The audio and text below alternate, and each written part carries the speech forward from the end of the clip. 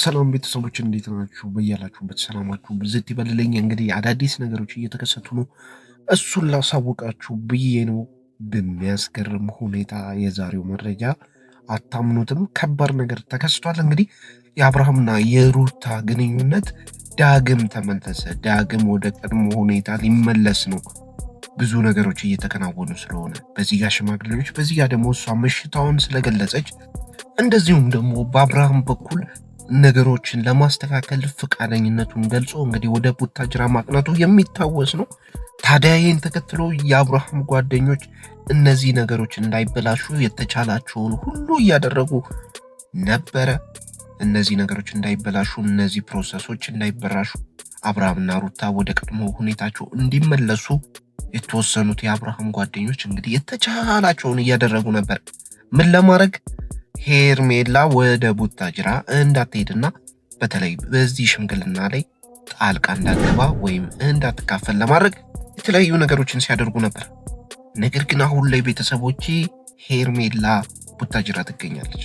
እንግዲህ ቤተሰቦቼ ለምንድን ነው የሄደችው ያሉትን ነገሮች ለማጣራት ሞክረናል። ነገር ግን ከዛ በፊት ቤተሰቦቼ ሄርሜላ ብቻውን ነው የሄደችው ወይስ አብርሃምን ተከትላ ነው የሄደችው ወይስ አብረው ነው የሄዱት የሚሉትን ነገሮች ለማጣራት ሞክረን ነበረ። ቤተሰቦቼ እንደምትጠረጥሩት እንግዲህ ሄርሜላ ብቻዋን አልሄደችም ማለት ነው። ቤተሰቦቼ ራሱ አብርሃም ነው እንግዲህ በመኪና ላይ ጭኗት ራሱ ነው እግር ሆኖ ቡታጅራ ያመጣት። ቤተሰቦቼ በእንደዚህ አይነት መልኩ ውሰዱት። ልጁ ምን አይነት ጨዋታ እየተጫወተ እንደሆነ እየገባን አይደለም።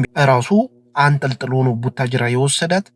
ለምን እንደዚህ አይነት ጨዋታስ እንዳስፈለገው አልገባኝም። ትናንትና እንግዲህ በተለቀቀው ቪዲዮ ሩታን ሄዶ እንግዲህ ናፈቅሽኝ ሲላት ነበረ። በዚህ ጋር ደግሞ ሄርሜላን አንጠልጥሎ እንግዲህ ቡታጅራ ድረስ ወስዷታል ማለት ነው። ነገር ግን በሄርሜላ በኩል የተሰሙ ምክንያቶች አሉ ለምን እዛ እንደምትሄድና ምን አይነት እንደደረሳት የምናውቀው ነገር አለ። ከሱ ጋር ተያይዞ ሊሆን ይችላል። ነገር ግን በአብርሃም በኩል ደግሞ መሄድ ነበረባት ወይ ስንል አይመስለንም። ምክንያቱም አብርሃም ሌላ ጉዳይ አለው፣ የተለየ ጉዳይ አለው። ከእሷ ጋር የሚገናኝ ጉዳይ አይደለም፣ ከሩታ ጋር የሚገናኝ ጉዳይ ነው። ለምንድን ነው እሷን የሚያሳትፋት በዚህ ጉዳይ? ትንሽ ግልጽ ያልሆነ ነገር አለ። ልጁ ምን አይነት ጨዋታ ለመጫወት እየሞከረ እንደሆነ እየገባን አይደለም። ያው ቪዲዮ ለመስራት ነው ይላል። አሁንም ያው የታወቀ ነው። ቤተሰቦች ትናንት እንዳለው እንግዲህ ይህን ሁሉ ነገር የማደርገው ቪዲዮ ለመስራት ነው፣ ለእንጀራዬ ስል ነው። የኔን ቪዲዮ ተንተርሰው ብዙ እንጀራ የሚበሉ ልጆች አሉ። ስለዚህ እንደዚህ አይነት መስዋዕትነትን እየከፈልኩ እገኛለሁ እያለ ይገኛል። አሳማኝ ነው? አሳማኝ አይደለም። ለምንምስ እንደዚህ አይነት ሰበብ እንደሚያቀርብ ግራ እየገባን ነው። ባልጠፋ ቪዲዮ ባልጠፋ ነገር እንደዚህ አይነት ምላሾችን እየሰጠ ይገኛል። ቤተሰቦች እንግዲህ ሄርሜላ ለምን ሄደች እዛ? ምንድነው ምክንያቷ ብለን ስንጠይቅ እንግዲህ በሄርሜላ በኩል የተነሱ ነገሮች እንዳሉ ሰምተናል። ቤተሰቦች የመጀመሪያው ነገር ምንድነው? ጋሽዬን ማግኘት ትፈልጋለች። ጋሽዬም እሷን ማግኘት ይፈልጋሉ። ስለዚህ ይሄን በመስማቷ ነው ወደዛ የሄደችው ማለት ነው። ምክንያቱም ይቅርታ ጠይቃለሁ ሙሉ ቤተሰቡን እያለች ትገኛለች። የሩታንም የአብርሃምንም ቤተሰቦች ይቅርታ ጠይቃለሁ እያለች ትገኛለች። ይህ ነገር አሳማኝ ነው ወይ? ምንድን ነው እየተካሄደ ያለው? ቤተሰቦች ፊልሙ ወደ ማለቁ ነው ወይስ ምንድን ነው እየተካሄደ ያለው?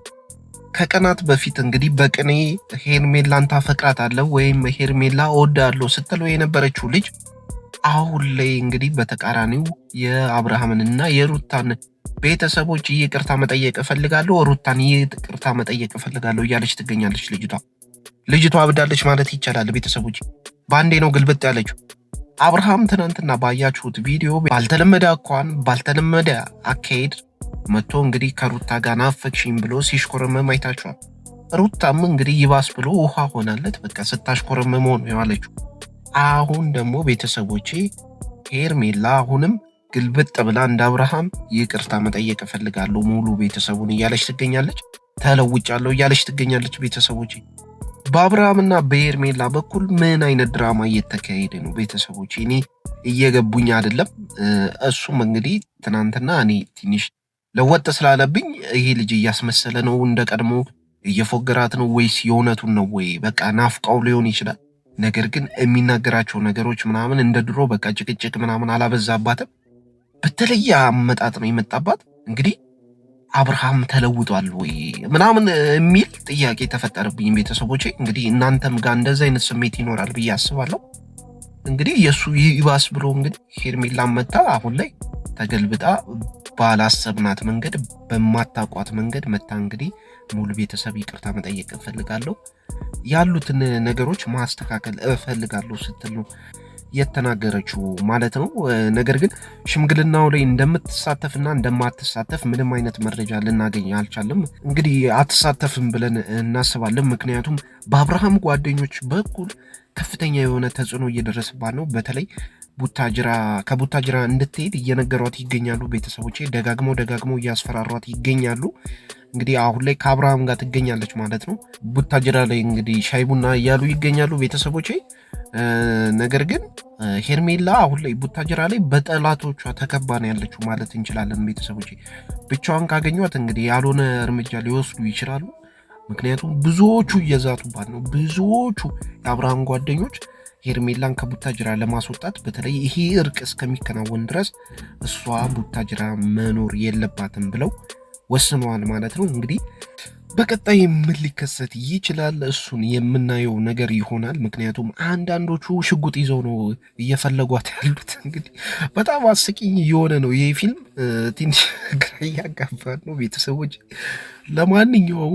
ለማንኛውም ሄርሜላ እንግዲህ በቀጣይ ጋሽዬን እንደምታገኘው መረጃው አለን ቤተሰቦቼ። ጋሽዬ እንግዲህ ከሄርሜላ ጋር ምን አይነት ምክክር ያደርጋሉ? እንግዲህ ከህይወቱ ውጪ ወደ አዲስ አበባ ተመለሽ ይሏታል ወይስ ምን ሊፈጠር ይችላል? ወይስ ይቅርታውን ተቀብለው ወደ ሩታ ቤት ደግሞ ይወስዷታል የሚለውን ነገር ነው የምናየው ቤተሰቦች። እንግዲህ ሄርሜላ አሁን ላይ ቡታጅራ ትገኛለች ማለት ነው። ይሄን ላደርሳችሁ ብዬ ነው። ይህን ተከትሎ ታዲያ በአብርሃም በኩል ምን እየተሰራ ነው? ምን አስቦ ነው ልጁ እንደዚህ የሚያደርገው? ምንድን ነው? አሁንም ምን አይነት ጨዋታ ጀመረ? የተለየ ካልኩሌሽን ጀመረው ወይ ይሄ ልጅ? ትንሽ ሌቭሉን ከፍ አድርጎ መጣብን ወይ የሚለው ነገር ትንሽ አሳሳቢ ያደርጓል ቤተሰቦች። ምክንያቱም አብርሃም ባልተለመደ ባህሪ መጥቷል ማለት ነው። ገጽ ባህሪውን ሙሉ በሙሉ ቀይሮ ገጽታውን ቀይሮ ነው የመጣው ቤተሰቦቼ።